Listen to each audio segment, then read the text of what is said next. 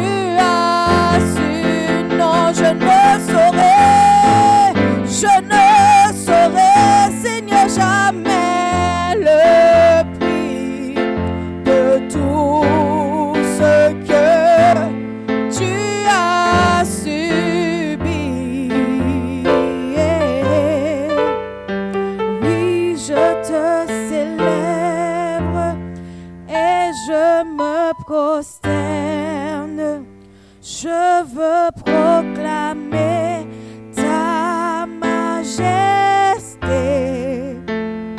En toi tout n'est que grâce, tout est admirable.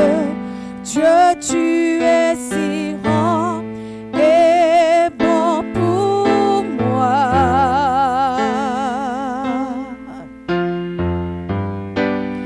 Tu es si bon pour moi, Seigneur. Encore. Acclame le Seigneur, acclame le Seigneur. Alléluia, alléluia, alléluia. Merci Seigneur. Amen. Amen. Nous allons encore prendre un moment d'adoration. Nous allons prendre un temps d'adoration. Pendant 10 bonnes minutes, nous allons adorer le Seigneur. Et j'aimerais que nous soyons tous disposés. Merci Père pour ta fidélité. Merci pour ton amour. Merci pour ta bonté. Merci pour ta grâce. Merci Jésus. Merci pour ta grâce. Jésus. La brada de chantara da dobos. L'état da dobos qui tababa. L'état da dobos. Saillons de bris de long de chara dobos.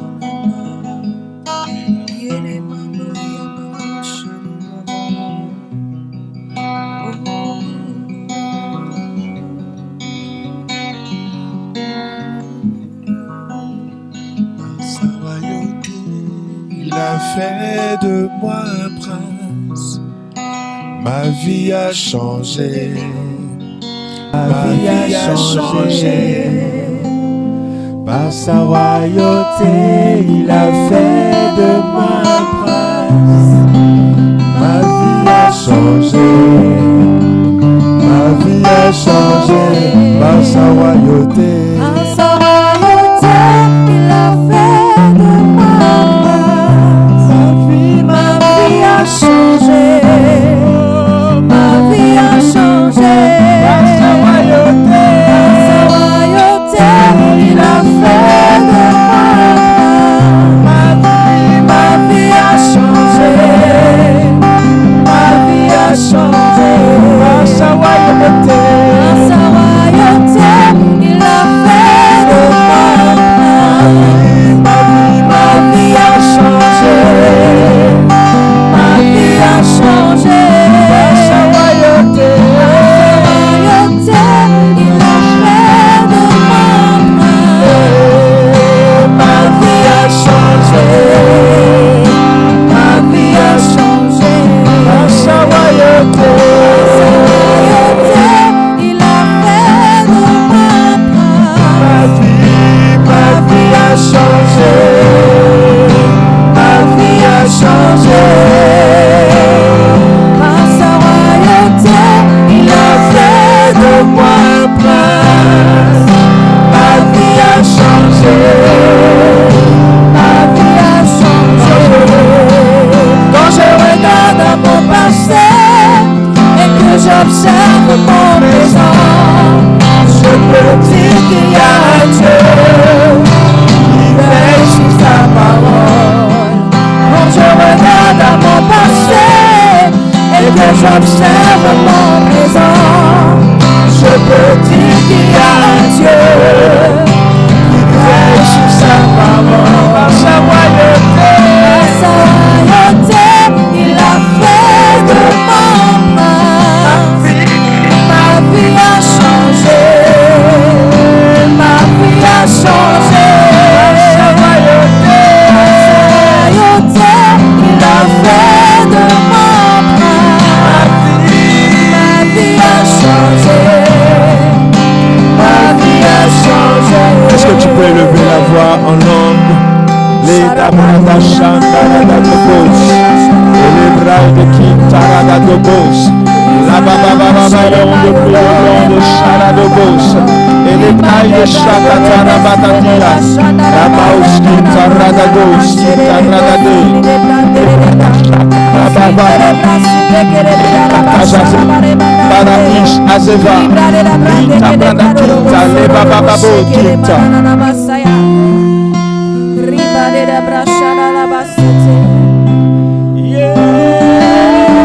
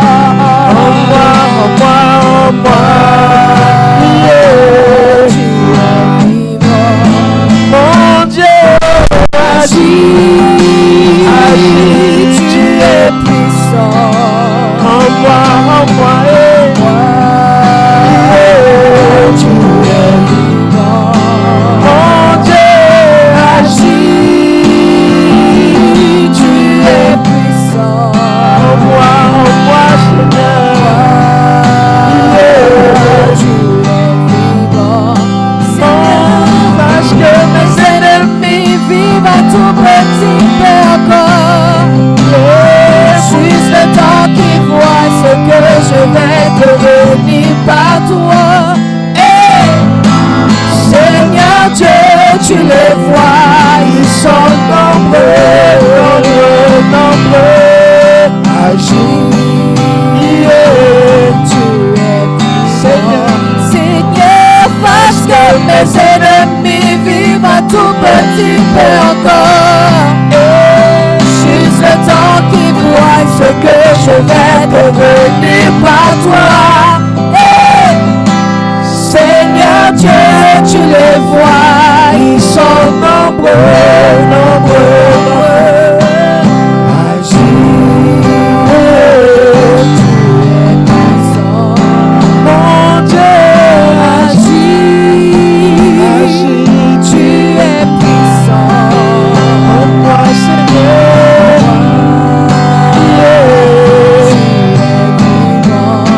mon Dieu, agis.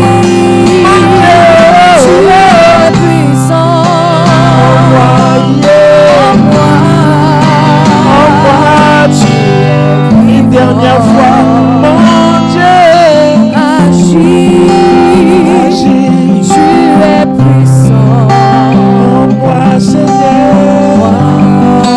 Merci Jésus, tu es vivant, mon Dieu, agis,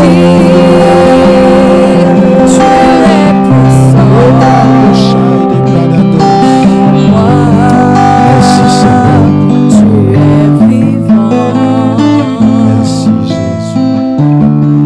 Merci Seigneur. Fais-nous du bien ce matin, Seigneur. Tu es vivant. Agis, agis, agis. Agis. Les bras de l'ombre de Shadados qui t'abat. Merci, Seigneur, pour ta fidélité. Merci pour ta bonté. Merci pour ton amour. Merci pour cet instant. Prends le contrôle de tout ce qui va se faire. Au nom de Jésus. Merci Seigneur.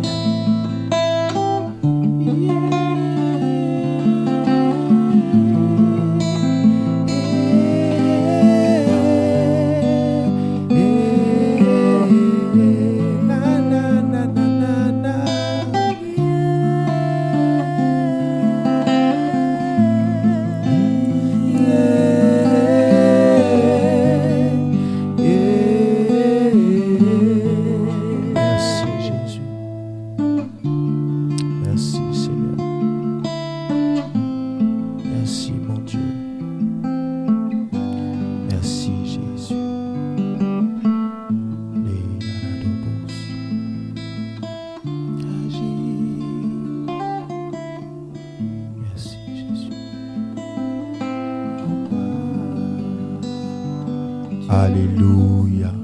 Est-ce que tu peux acclamer le Seigneur? Acclame le Seigneur, acclame le Seigneur. Gloire à Jésus.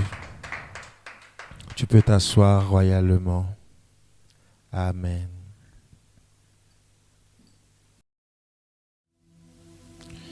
Merci Père pour ta fidélité. Merci pour ta grâce. Merci pour ta présence dans nos vies, dans nos cœurs. Merci pour ton amour. Toute la louange et la gloire te soient données. Amen. Amen. Alors, que le Seigneur vous bénisse. Que le Seigneur bénisse tout un chacun.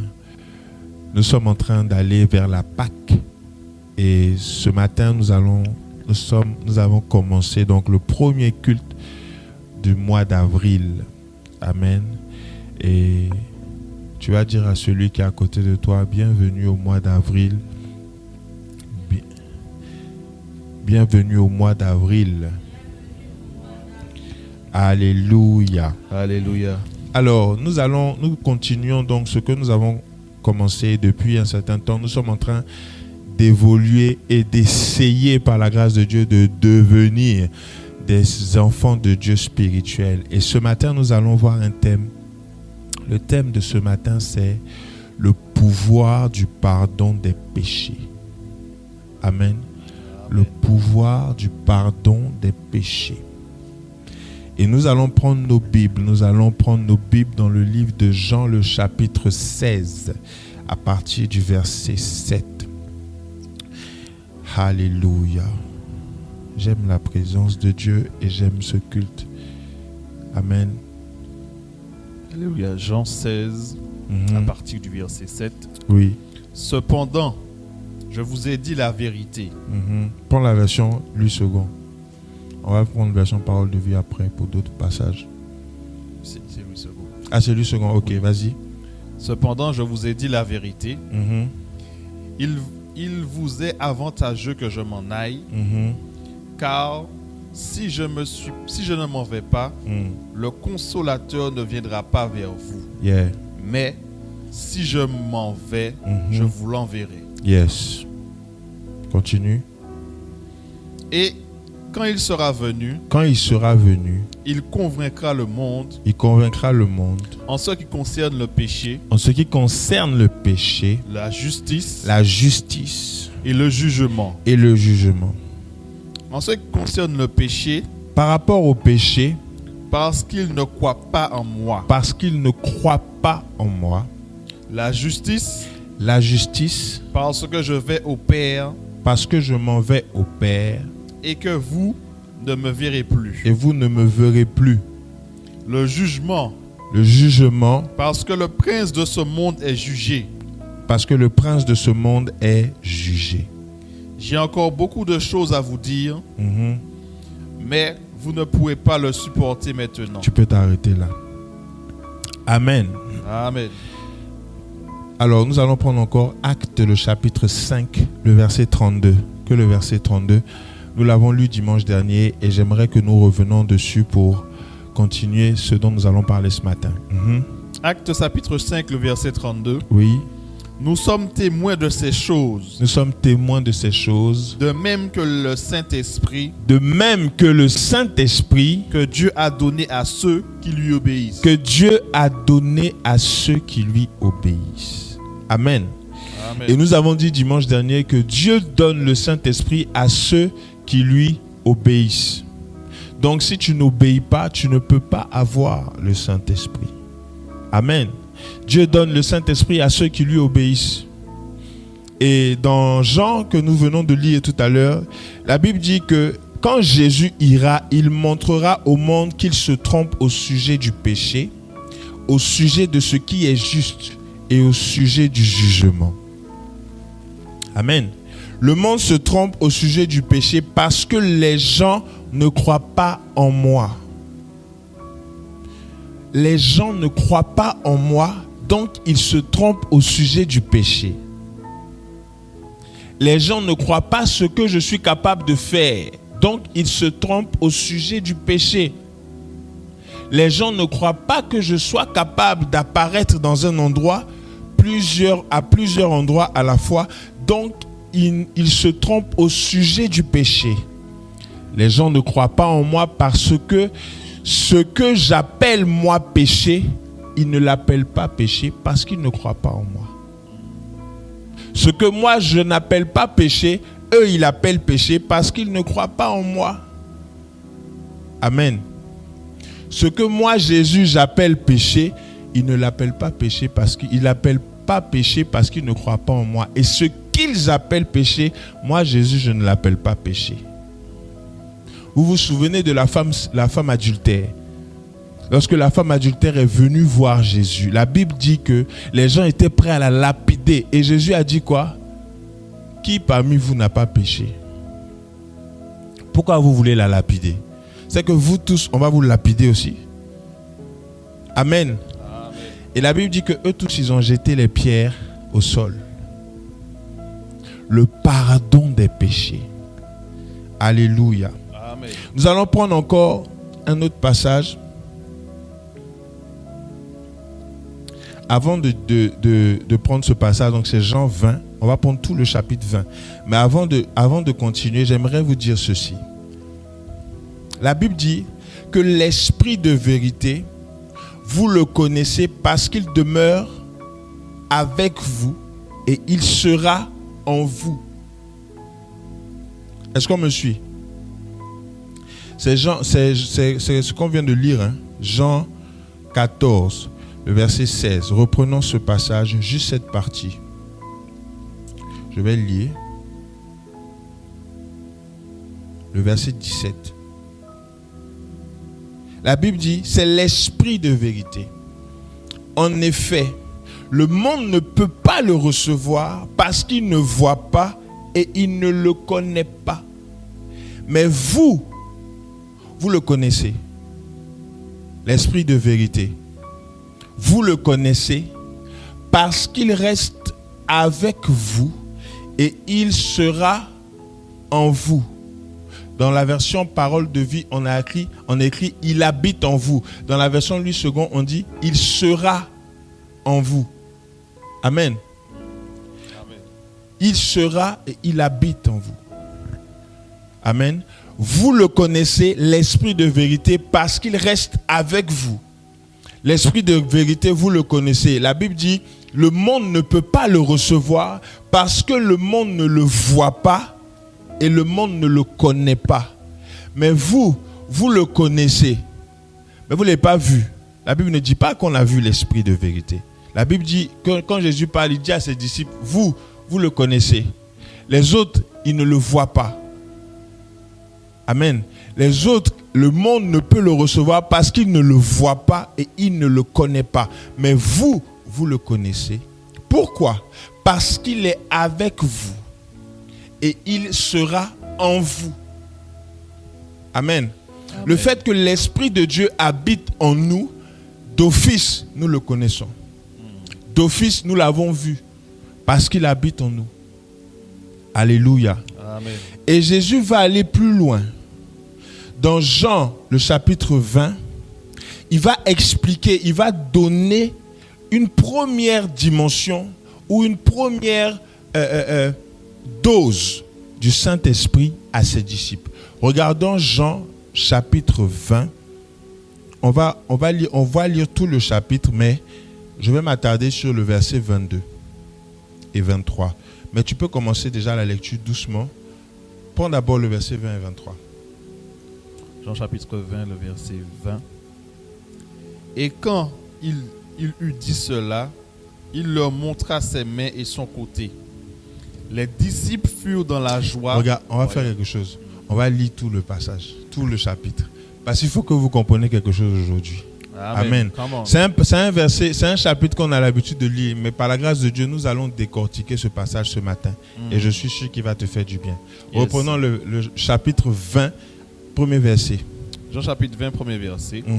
Le premier jour de la semaine. Le dimanche, c'est moi, c'est écrit. Le dimanche matin, très tôt. Vas-y. Marie de Magdala se rendit au sépulcre dès le matin. Comme il faisait encore obscur, elle vit que la pierre était ôtée du sépulcre. Verset 2. Elle courut vers Simon-Pierre et vers l'autre disciple que Jésus aimait. Et leur dit, ils ont enlevé du sépulcre le Seigneur et nous ne savons où ils l'ont mis. Et Pierre et l'autre disciple sortirent et allèrent au sépulcre. Ils couraient tous deux ensemble. Mais l'autre disciple courut plus vite que Pierre et arriva le premier au sépulcre. S'étant baissé, il vit les bonnes qui étaient à terre, cependant il n'entrait pas. Simon-Pierre, qui le suivait, arriva et entra dans le sépulcre.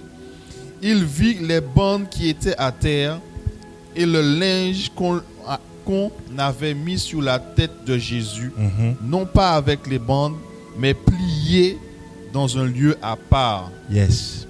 Alors l'autre disciple qui était arrivé le premier au sépulcre entra aussi, et il vit et il crut, car il ne comprenait pas encore que selon l'Écriture, Jésus devait ressusciter des morts. Amen. Vas-y. Et les disciples s'en retournèrent chez eux. Ok, arrête-toi là pour l'instant. Voici que nous sommes le dimanche matin très tôt. Dans la version Parole de vie, on dit dimanche matin très tôt.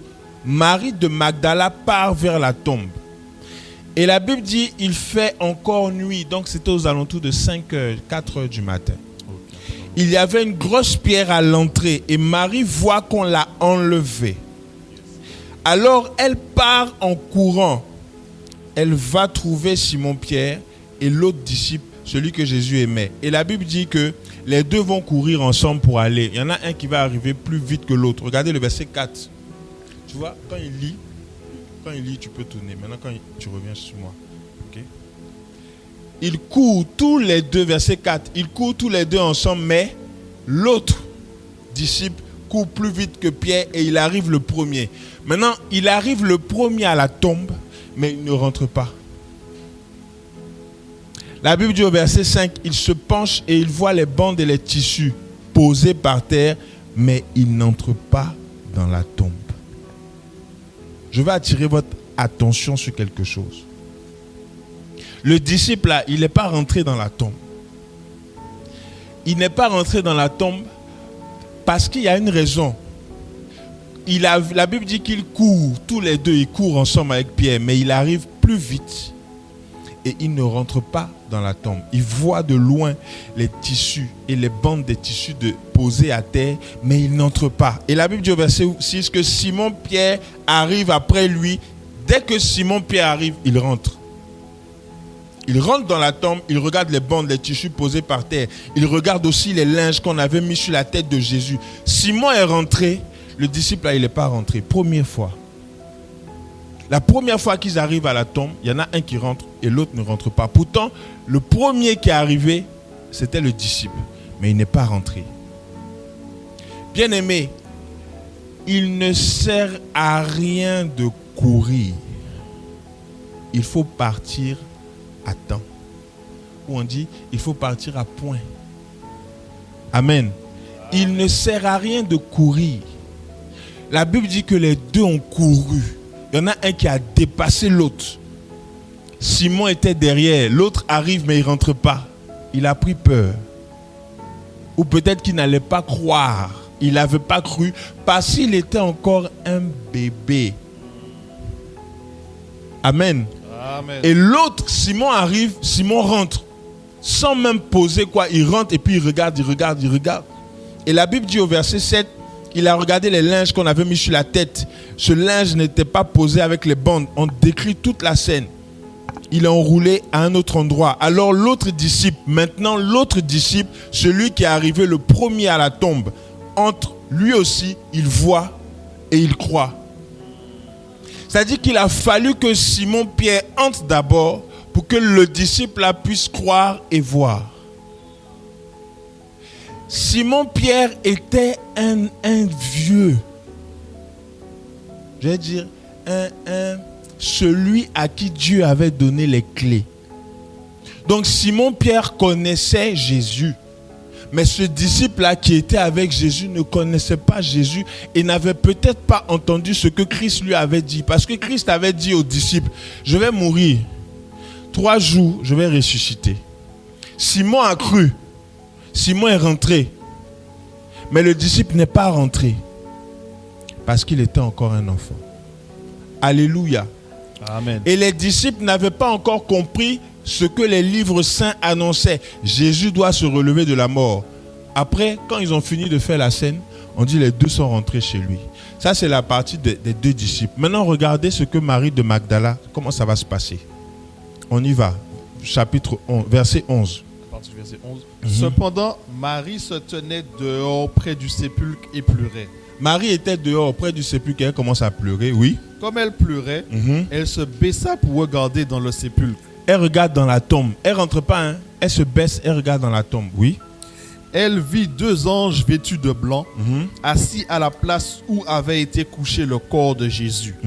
L'un à la tête et l'autre aux pieds.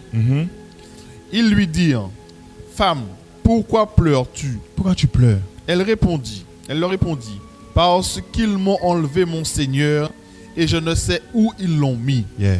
En disant cela, elle se retourna et elle vit Jésus debout. Mais elle ne savait pas que c'était Jésus. Elle voit Jésus, mais elle ne sait pas que c'est lui. Continue. Jésus lui dit, femme, pourquoi pleures-tu? Pourquoi tu pleures? Qui cherches-tu? Tu cherches qui? Elle pensait que c'était le jardinier. Et la femme Marie, elle pensait que c'était le jardinier, oui. Lui Alors dit, elle lui dit, Seigneur, si c'est toi qui l'a emporté, dis-moi où tu l'as mis. Elle parle au jardinier.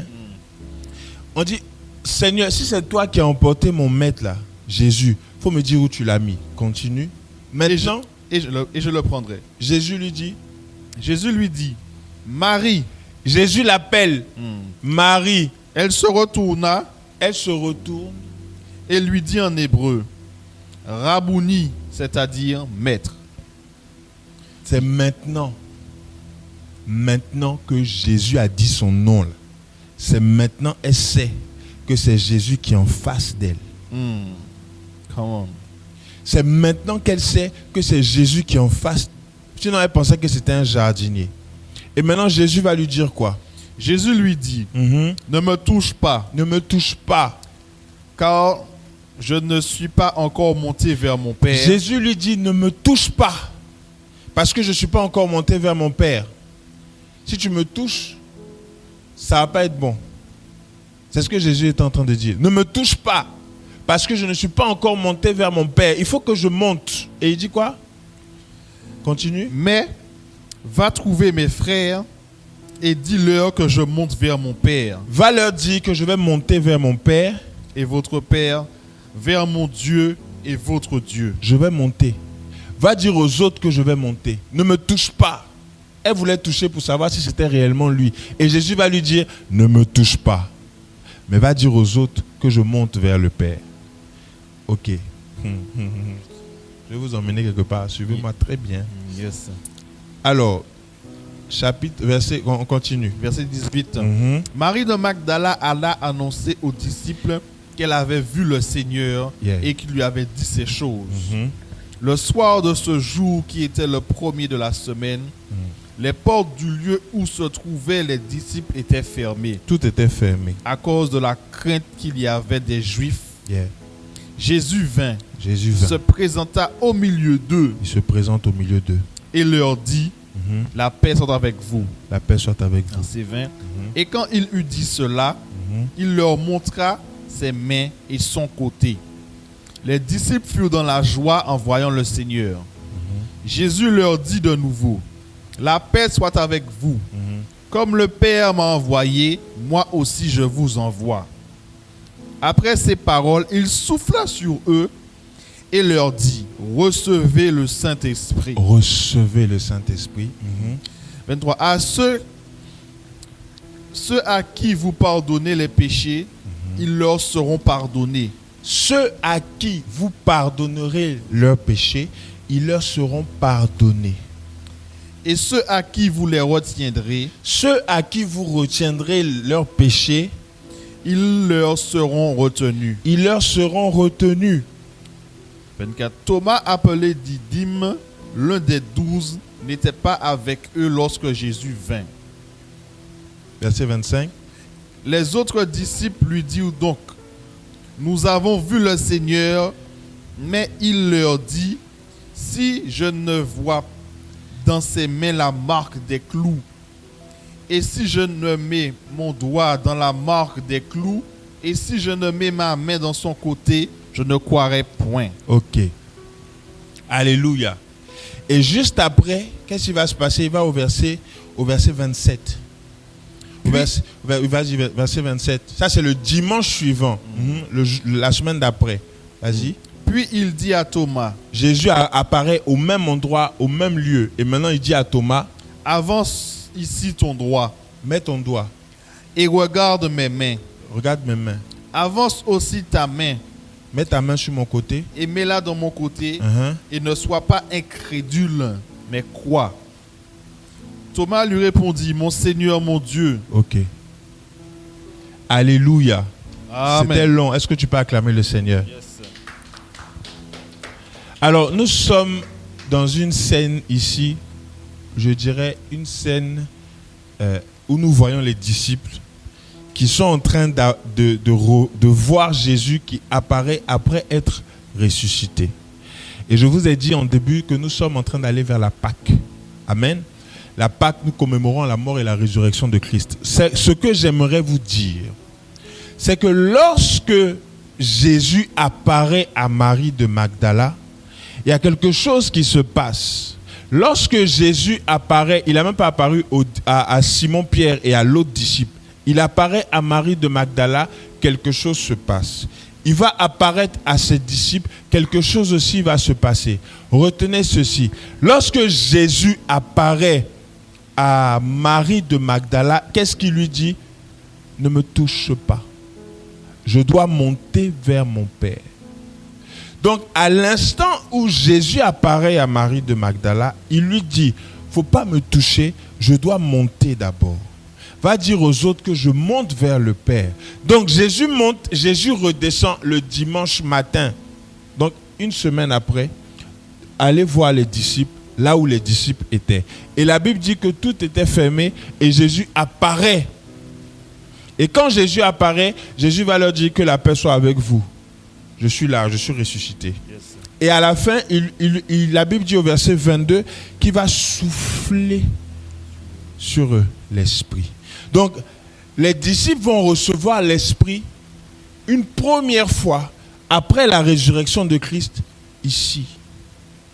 Donc, il va souffler sur eux et il va leur dire recevez l'Esprit. J'ai une question à vous poser. Comment se fait-il que Jésus a marché avec eux tout le temps? Ils n'ont pas le Saint-Esprit en eux. Ils n'avaient pas le Saint-Esprit en eux. Mais ils continuaient à guérir, à faire des choses avec Jésus, avec eux. Mais Jésus n'était pas encore ressuscité. C'est quand Jésus va ressusciter que maintenant ils vont recevoir le Saint-Esprit en eux parce qu'il va souffler. La première chose que vous devez retenir, lorsque nous sommes enfants de Dieu et que nous allons vers la spiritualité, il y a une dose que le Saint-Esprit nous donne, c'est-à-dire quand nous acceptons Jésus, le Saint-Esprit vient habiter en toi. Et le Saint-Esprit va t'aider à marcher comme Dieu veut. Amen. Amen. Et ici, la Bible dit que lorsque Jésus va souffler sur les disciples, il y a une chose qu'il va leur dire. Il ne va pas leur dire, je vous donne le don des miracles. Il ne va pas leur dire, je vous donne le don de puissance. Il va souffler et il va dire, à partir d'aujourd'hui, quand vous pardonnerez les péchés à quelqu'un, Dieu donnera son pardon. Quand vous refuserez ce pardon à quelqu'un, Dieu le refusera aussi. Je veux que vous me suivez. Jamais quelqu'un sur la terre, même aujourd'hui, a ce pouvoir. À part les personnes qui sont proches de Dieu. Le pouvoir de pardonner. La Bible dit dans ma version parole de vie, on dit, quand vous pardonnerez les péchés à quelqu'un, Dieu va pardonner. Mais quand vous refuserez le pardon du péché de quelqu'un, Dieu aussi refusera. Ça veut dire que il a mis les disciples au même niveau que lui. Il a mis les disciples au même niveau que lui en soufflant. Oh, je vais vous emmener quelque part. Come on. Luc 5, verset 17. Regardez ce passage. Après, on va parler. Le pouvoir du pardon, ou si vous voulez, le pouvoir de la... on appelle ça déculpabilisation. La culpabilité. On va parler de ça aujourd'hui. Vas-y. Luc 5, à partir du verset 17. Luc 5, 17, oui. Un jour, Jésus enseignait. Jésus était en train d'enseigner. Des pharisiens et des docteurs de la loi étaient là, Ils assis, étaient...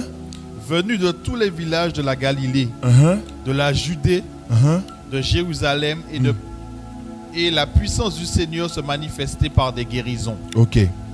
Et voici des gens portant un lit avec un homme qui était paralytique, cherchant à le faire entrer et le plaça sous ses regards. Comme ils ne savaient pas où l'introduire, à cause de la foule, ils montèrent sur le toit et ils le descendirent par une ouverture avec son lit au milieu de l'assemblée devant Jésus. Voyant leur foi, Jésus dit, « Homme, tes péchés te sont pardonnés. » Les scribes et les pharisiens se mirent à raisonner et à dire: qui est celui-ci qui profère des blasphèmes, qui peut pardonner les péchés si ce n'est Dieu seul? Qui peut pardonner les péchés si ce n'est Dieu? Toi, tu te prends pour qui? C'est ce que les pharisiens étaient en train de dire. Yes. Uh-huh. Voyant leur Verset 23. ouais. Jésus, connaissant leurs pensées, prit la parole et leur dit: quelle pensée avez-vous dans vos cœurs? Pourquoi vous réfléchissez de cette façon? Qui est le plus aisé de dire tes péchés te sont pardonnés, ou de dire lève-toi et marche? Or, afin que vous sachiez que le Fils de l'homme a sur la terre le pouvoir de pardonner les péchés, je te l'ordonne, dit-il au paralytique, lève-toi, prends donc ton lit, va dans ta maison. Verset 24. Et à l'instant, il se leva en leur présence, prit le lit sur lequel il était couché et s'en alla dans sa maison, glorifiant Dieu. Tous étaient dans l'étonnement et glorifièrent Dieu. Remplis de crainte, ils disent: nous avons vu aujourd'hui des choses étranges. Verset 24. Or, afin que vous sachiez que le Fils de l'homme a sur la terre le pouvoir de pardonner les péchés, je te l'ordonne, dit-il au paralytique, lève-toi, prends ton lit, va dans ta maison. Donc, le pouvoir du pardon, là, c'est-à-dire être capable de pardonner le péché de quelqu'un, et puis Dieu aussi acquiesce. Je suis capable de dire je te pardonne, et puis Dieu te pardonne.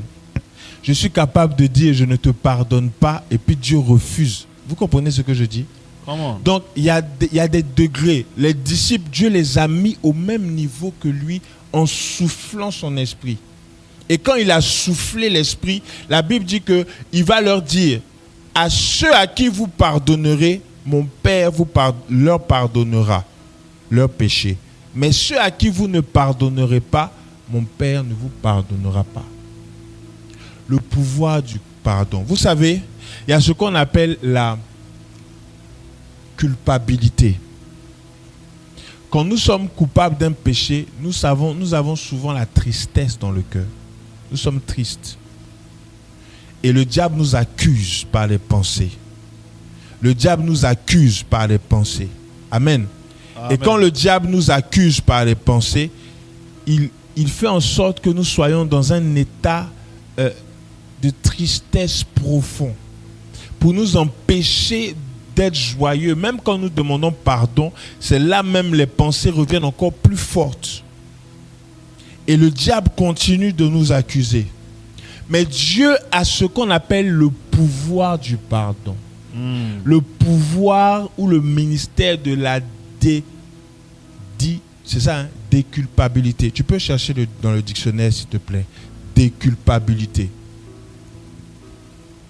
On va lire une définition rapide de la déculpabilité. Déculpabilité. Libérer quelqu'un d'un sentiment de culpabilité. Libérer quelqu'un d'un sentiment de culpabilité. Ôter à quelque chose son caractère de faute. Ôter le caractère de faute. Donc les disciples avaient ce pouvoir d'ôter. Vous vous souvenez Moïse? Lorsque Jésus a voulu, ou je sais pas si c'était Moïse ou Abraham, lorsque Dieu a voulu détruire, à un moment donné, Moïse lui a dit, je crois que c'est Moïse lui a dit: si tu les détruis là, enlève mon nom du livre de vie. Vous vous souvenez? Yes. Si tu trouves le passage, tu peux lire.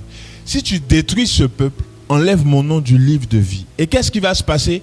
Dieu va dire: non, je ne vais pas le détruire parce que je n'imagine pas le paradis sans toi, Moïse. Je n'imagine pas le paradis sans toi. Donc ça veut dire que lorsque je suis chrétien ou enfant de Dieu, je dois atteindre un niveau avec l'Esprit de Dieu que Dieu m'a donné, où je suis capable d'être comme Dieu. Arrivons à devenir ou à être comme Dieu.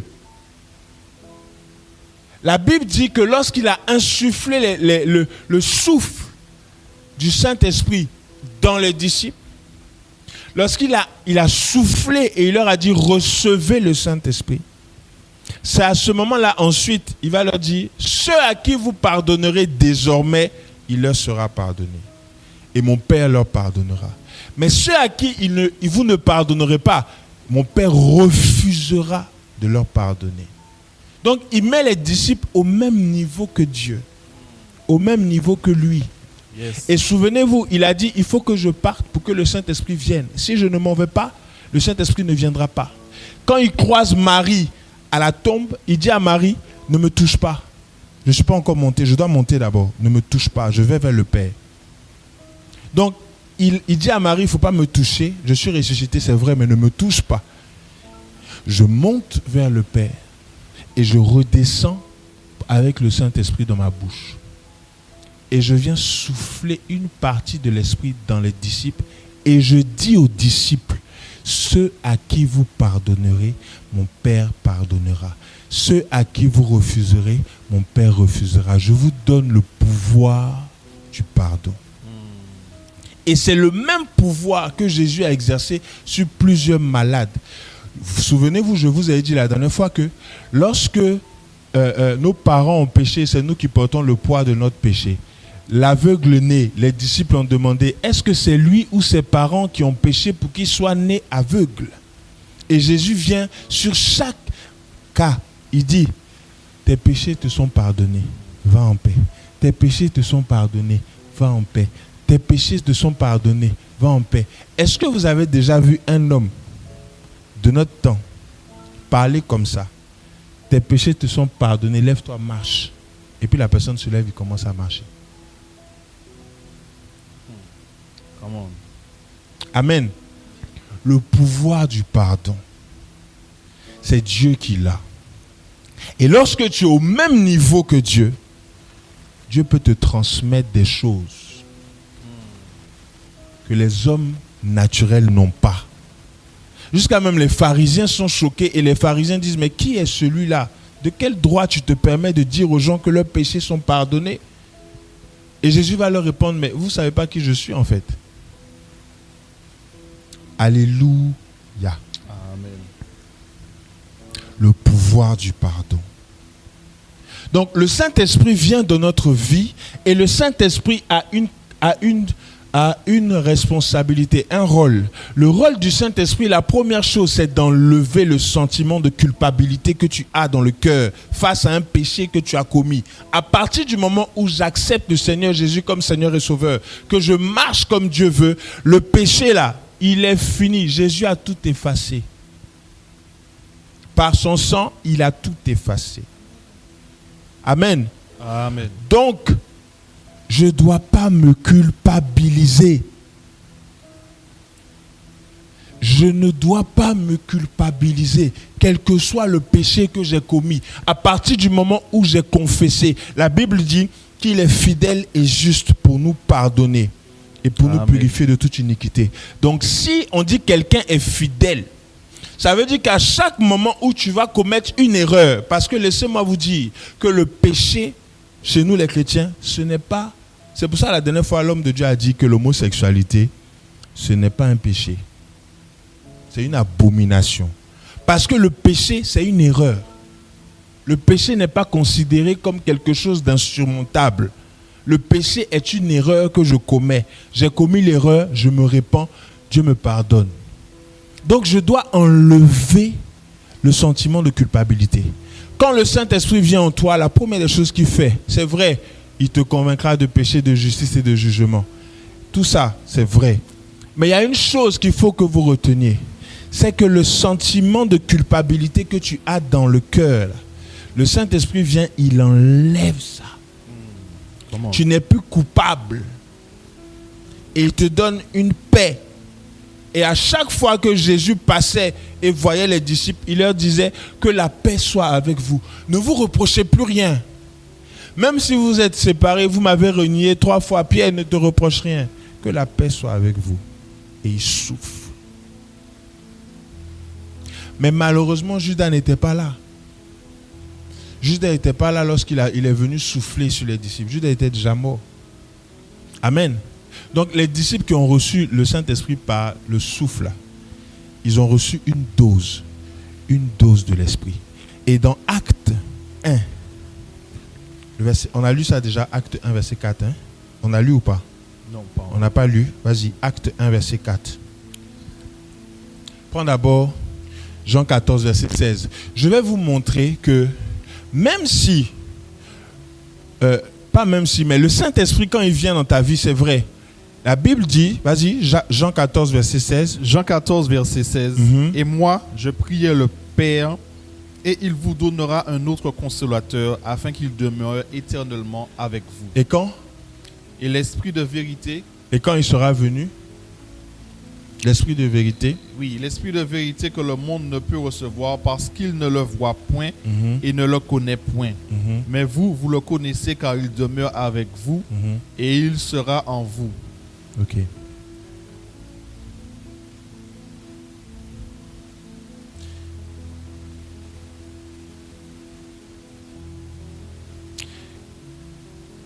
Ok. Prends le verset 26. Jean 14, 26. Mais le consolateur, Esprit Saint, l'Esprit Saint, que le Père enverra, que mon Père vous enverra en mon nom, vous enseignera toutes choses. Il vous enseignera toutes choses. Et vous rappellera tout ce que je vous ai dit. Il va vous rappeler tout ce que je vous ai dit. Je vous laisse la paix. Je vous laisse la paix. Je vous donne ma paix. Je ne vous donne pas comme le monde je ne vous donne pas comme le monde donne, que votre cœur ne se trouble point et ne s'alarme point. Ok. Donc le Saint-Esprit, quand il vient, il va vous enseigner tout. Il va vous apprendre tout ce que je vous ai dit. La Bible nous dit même qu'il va convaincre le monde au sujet du péché. Donc il va venir, il va faire des choses. Mais une chose que vous devez retenir ce matin, et c'est le message que je suis venu vous apporter, c'est que le Saint-Esprit, il vous enlève le sentiment de culpabilité. Donc à partir du moment, tu as manqué l'occasion de dire amen. À partir du moment où je suis pécheur, que j'accepte Jésus comme Seigneur et Sauveur, le Saint-Esprit enlève tout sentiment de culpabilité. La Bible dit que lorsque Jésus a rencontré les disciples, il a soufflé, il leur a dit recevez le Saint-Esprit. À partir d'aujourd'hui, ceux à qui vous allez pardonner, il leur sera pardonné. Quand Jésus rencontre un malade, la première chose qu'il dit, tes péchés te sont pardonnés, va en paix. Tes péchés te sont pardonnés, lève-toi, marche. Jésus ne chasse pas les démons. Jésus n'a pas chassé le gars qui était sur le brancard. Jésus n'a pas chassé un démon. Jésus lui a dit, mon ami, tes péchés te sont pardonnés, lève-toi, marche, va dans ta maison. Il a pris, la Bible dit, chez moi on dit, il a pris sa natte et il s'est levé, il est parti avec sa natte. Donc le péché, lorsque vous êtes dans un sentiment de culpabilité, vous donnez accès au diable.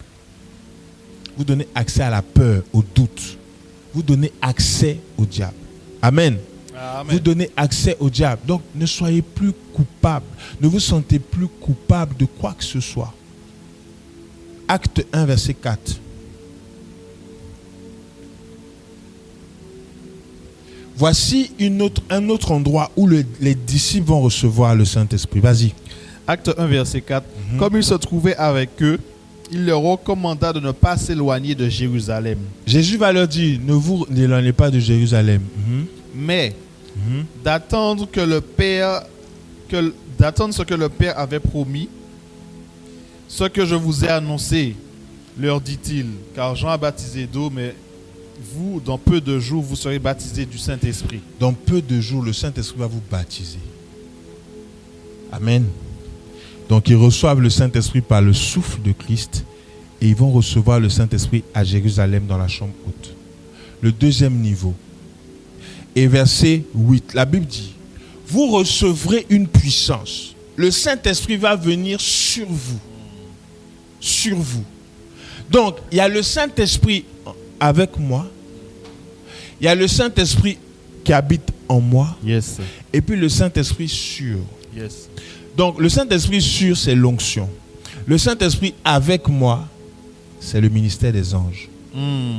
Le Saint-Esprit en moi, c'est l'œuvre de l'Esprit par les fruits de l'Esprit qui se manifestent. Yes. Et le Saint-Esprit sur moi, c'est l'onction. Amen. Donc, lorsque je suis enfant de Dieu, il y a des étapes. Vous ne pouvez pas être un enfant de Dieu et puis marcher à tâtons.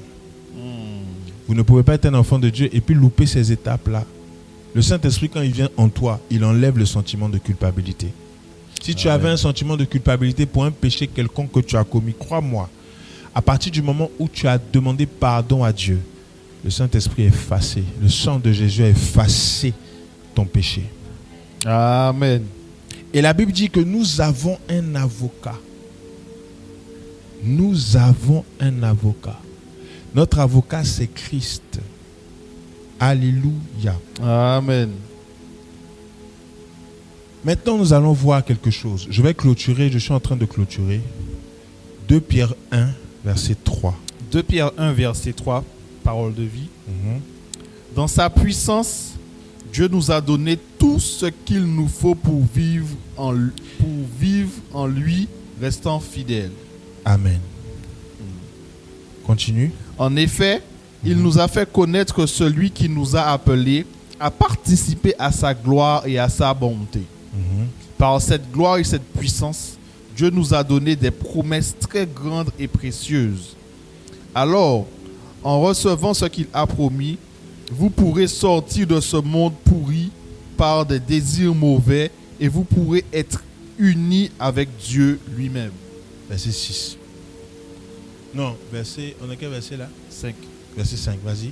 C'est pourquoi, faites tous les efforts que vous pouvez pour croire et en même temps pour mener une vie honnête. Faites tout pour croire et puis mener une vie honnête. Yes. Vas-y. Et en même temps, apprenez à connaître ce que Dieu veut. En même temps que tu mènes une vie honnête, en même temps, tu apprends à connaître ce que Dieu veut. En fait, c'est comment est-ce que nous devons vivre une vie chrétienne. En même temps que tu mènes une vie honnête, en même temps, tu cherches à savoir ce que Dieu veut. Vas-y. Yes. Connaissez ce que Dieu veut et en même temps, soyez maître de vous-même. En même temps, tu cherches à connaître ce que Dieu veut. En même temps, tu es sois maître de toi-même. C'est écrit, hein? On n'a pas besoin de prendre note. C'est écrit dans le passage. Soyez maître de vous-même. Soyez maître de vous-même. Et en même temps, soyez patient. En même temps, on dit sois patient. Soyez patient. Sois patient. Et en même temps, fidèle à Dieu. En même temps, sois fidèle à Dieu. Soyez fidèle à Dieu. Sois fidèle à Dieu. Et en même temps, ayez l'amitié pour vos frères et vos sœurs chrétiens. En même temps, ayez de l'amitié les uns envers les autres. Ayez de l'amitié pour eux et aussi de l'amour. Ayez de l'amitié et aussi de l'amour. Voilà les qualités que vous devez posséder. Et il dit, voilà les qualités que vous devez posséder. Et si vous les possédez en abondance, vous serez actif. Et vous serez capable de mieux connaître notre Seigneur Jésus-Christ. Amen. Amen. Donc voilà les qualités d'un enfant de Dieu. Si quelqu'un ne possède pas ces qualités, il ne voit pas clair. Yes. La Bible dit, celui qui ne possède pas ces qualités, il ne voit pas clair. Il ressemble à un aveugle. C'est écrit au verset 9. Il oublie qu'il a lavé ses péchés d'autrefois. Donc quelqu'un qui ne possède pas les qualités que nous venons de citer, la Bible dit, il ressemble à un aveugle. Il ne voit pas clair. Et il oublie qu'il a été lavé par le péché, par le sang de Jésus. Il a été lavé par ses péchés d'autrefois. Amen. Amen. Donc alors, frères et sœurs, faites encore plus d'efforts pour rester fidèles à l'appel de Dieu et au choix qu'il a fait de vous. Si vous vivez de cette façon, vous ne risquerez pas de tomber dans le mal. Si vous vivez de cette façon, vous ne risquerez pas de tomber dans le mal. Les amis, Dieu a tout mis dans sa parole. Yes. Dieu a tout mis dans sa parole. Dieu a tout mis dans sa parole. C'est nous, on tourne. Sinon, Dieu a tout mis. On dit, soyez patients. On dit quoi? Soyez, faites les efforts que vous pouvez pour croire. Et en même temps, menez une vie honnête. On dit, ayez une vie honnête. Et en même temps, apprenez à connaître Dieu. Ensuite, connaissez Dieu. Et en même temps, soyez maître de vous-même. C'est-à-dire arriver à se maîtriser. Tu es impulsif, colère, tu t'élèves la colère. C'est le manque de maîtrise de soi. On dit sois maître de toi-même. En même temps, tu mènes une vie honnête. En même temps, tu es maître de toi-même. En même temps, tu connais, tu mènes une vie honnête. En même temps, tu apprends à connaître ce que Dieu veut. Et la Bible dit, connaissez Dieu, ce que Dieu veut, et en même temps, soyez maître de vous-même, et en même temps, soyez patient. Et soyez patient, et en même temps, soyez fidèle à Dieu. Donc, Dieu nous appelle à vivre une vie libre. À la fin, il dit, ayez de l'amitié les uns envers les autres, mais surtout l'amour. Yes. Amen. Voilà les qualités que vous possédez. Et si vous les possédez, vous serez capable de mieux connaître Dieu. Donc la connaissance de Dieu ne se limite pas à la connaissance des versets bibliques ou à la connaissance, à avoir les rimas. La connaissance de Dieu, c'est aussi être capable de se maîtriser. Mener une vie honnête. Être patient. De ne pas se culpabiliser. Avoir de l'amour pour les autres. Alléluia. Amen. Alléluia. Nous allons terminer avec Galates 4, le verset 2.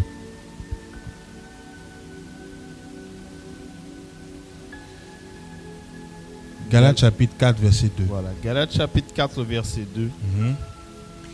Mais il est sous d'autres tuteurs. Prends la version Ligue seconde. Oui, second. Je commence depuis le début, Galates verset 1. Or, aussi longtemps que l'héritier est l'enfant, je dis qu'il ne diffère en rien d'un esclave. Aussi longtemps que l'héritier est un enfant, il ne diffère en rien d'un esclave, oui. Quoiqu'il soit le maître de tout. Mais il est sous des tuteurs et des administrateurs jusqu'au temps marqué par le Père. Voilà. Donc, tant que l'héritier, celui qui a l'héritage, qui a l'héritage? Quelle est la personne qui a l'héritage? L'enfant. Tant que l'héritier est encore un enfant, quelle est la personne qui a l'héritage? Ah, Dieu. Le temps marqué par le Père. Non. L'héritier, c'est qui? C'est qui? L'héritier, c'est l'enfant. Non. Qui a le droit à l'héritage? Mais c'est nous. Ah, oui.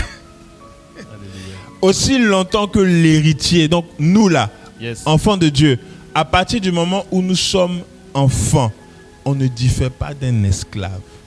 Et la Bible dit que pourtant c'est lui qui sera le propriétaire de tout. Quoi qu'il soit maître de tout. Donc l'esclave est maître de tout. Ok. Mais il est sous des tuteurs. C'est-à-dire tant que tu es un enfant, tu es sous un tuteur. Tant que tu es un enfant, on doit t'expliquer la parole. Tant que tu es un bébé, on doit toujours te parler. Tant que tu te culpabilises, il y aura toujours quelqu'un pour te parler. Mais à partir du moment où le sentiment de culpabilité disparaît, tu grandis. Yes, Et quand tu commets un péché, tu ne regardes plus le péché comme étant la mort. Non, tu regardes le péché comme étant une erreur que tu as commis. Donc tu demandes pardon à Dieu et puis tu avances.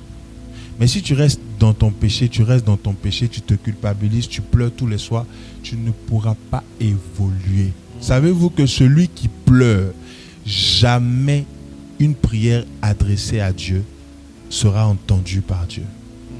À moins que tu pleures à cause du sujet que tu n'as pas reçu. Comme Anne, à ce moment-là, fais une prière silencieuse. Amen. Amen. Que tes larmes parlent à Dieu. Mais si tu pleures parce que tu as péché et que tu as demandé pardon et que tu continues à être encore dans le même, on dit quoi? À te truc sur ton sort, à te lamenter sur ton sort, tant que tu es dans cet état-là, tu ne pourras jamais évoluer. C'est vrai. Et le pouvoir du pardon a été donné aux disciples. Dites-vous bien ça. À un moment donné, vous devez atteindre le niveau de Dieu. Amen. Amen. À un moment donné, tu dois atteindre le niveau de Dieu. Tu dois évoluer, tu dois grandir. Et lorsque tu atteins le niveau de Dieu, il ne te reste plus qu'à voir Dieu. C'est-à-dire que tu agis comme Dieu. Tu fais les choses comme Dieu. Ce que tu dis arrive. C'est à ce niveau-là que Dieu veut nous emmener.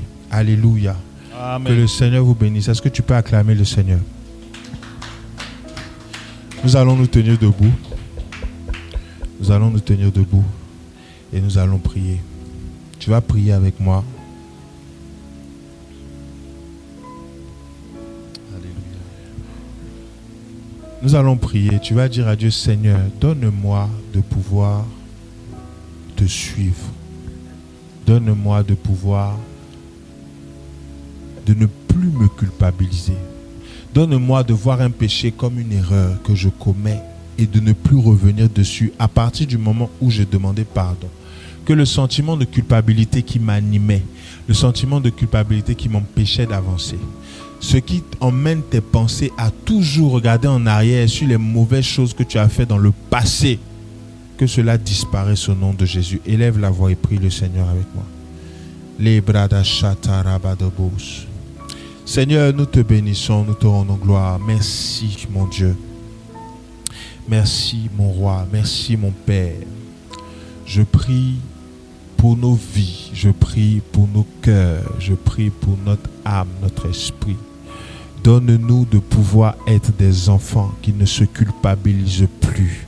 Quelles que soient les erreurs que nous avons commises dans le passé, nous avons demandé pardon, nous sommes repentis. Et nous savons, Seigneur, que tu nous pardonnes. Alors nous prions ce matin, Seigneur, que tu nous délivres, que tu nous aides, que tu nous libères.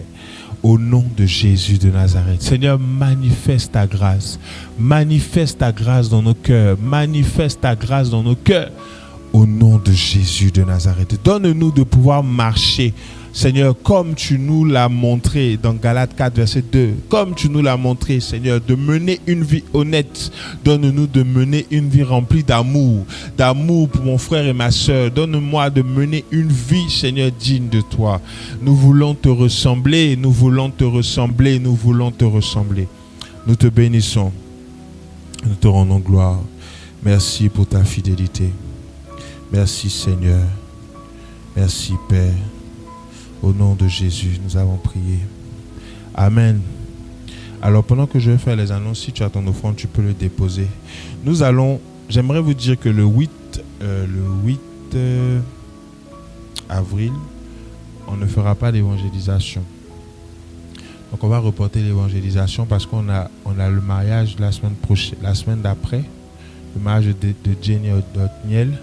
Donc on va se revoir la semaine d'après. Donc on fera l'évangélisation à la fin du mois. Amen. On fera l'évangélisation à la fin du mois. Et au mois de mai, on va faire les doggy bags là, pour aller distribuer ici à Bourges. Donc il y aura un week-end du mois de mai où on va devoir rester sur Bourges. Et en fin du mois de avril, on va faire notre évangélisation. Amen.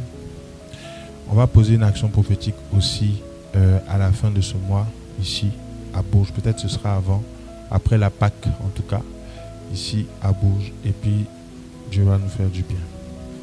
Amen. Pour la fin, je vais appeler Maman Kessia pour la prière finale.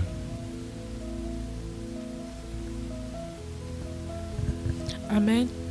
Nous bénissons Dieu pour ce merveilleux culte. Nous disons merci à Dieu parce qu'il nous libère du sentiment de culpabilité. Nous allons prier pour notre semaine. Baissons la tête. Seigneur, sois à notre départ, à notre arrivée, tout le long du chemin.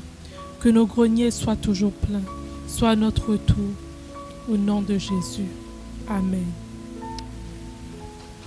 Très bon culte à vous. Je vous invite aussi à suivre le culte en créole que nous aurons mercredi. Suivons massivement ce culte et partageons.